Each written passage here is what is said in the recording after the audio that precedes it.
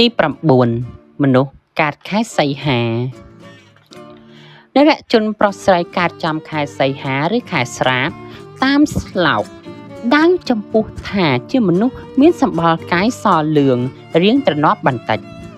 ជាមនុស្សជាន់កណ្ដាលប្រកបកិច្ចការរស់ស៊ីចិញ្ចឹមអាត្មាជាមិត្តជុំមិត្តសម្លាញ់ដែលអាចជួយគ្នាទៅវិញទៅមកបានក្នុងគ្រាអាសន្នជាស្ថាពរគឺត្រូវរាប់មនុស្សដែលមានភេទប្រុសរាងស្ដាំបន្តិចតាមពិតទៅនិរជនកាត់ខែមេសាចំពុកនេះបើបានកូនប្រុសដំបងមានសេចក្តីសុខចម្រើនជារឿយប្រកបរបរក៏ចំណេញមិនសូវខាត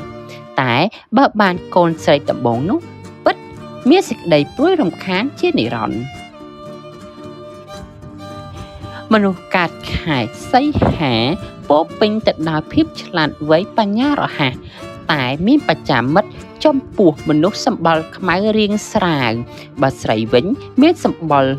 សរាងច្តោនិយាយពីគូជីវិតស្នេហាមនុស្សកើតខែសីហាត្រូវជួបគូដែលជាមនុស្សចេះគិតសង្ឃឹមជាមួយគ្នាទៅអនាគតទើបល្អប្រសើរទី9មនុស្សកើតខែសីហាអ្នកជនប្រុសស្រីកើតចំខែសីហាឬខែស្រាបតាមស្លោកដាំងចំពោះថាជាមនុស្សមានសម្បល់កាយសលឿងរាងត្រណប់បន្តិចជាមនុស្សជាន់កណ្ដាលប្រកបកិច្ចការរស់ស៊ីចិញ្ចឹមអាត្មាជាមិត្តជុំមិត្តសម្លាញ់ដែលអាចជួយគ្នាទៅវិញទៅមកបានក្នុងគ្រាអាសន្នជាស្ថាពរគឺត្រូវរាប់មនុស្សដែលមានភេទប្រុសរាងស្ដាំបន្តិចតាមពិតទៅនិរជនកាត់ខែមេសាចំពុកនេះបើបានកូនប្រុសដំបងមានសេចក្តីសុខចម្រើនជារឿយប្រកបរបរក៏ចំណេញមិនសូវខាតតែបើបានកូនស្រីដំបងនោះពិត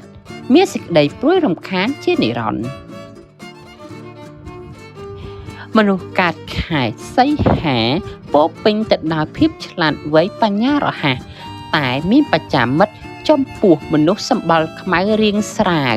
បើស្រីវិញមានសម្បល់សរាងច្តោនិយាយពីគូជីវិតស្នេហាមនុស្សកើតខែសីហាត្រូវជួបគូដែលជាមនុស្សចេះគិតសង្ឃឹមជាមួយគ្នាទៅអនាគតទើបល្អប្រសើរ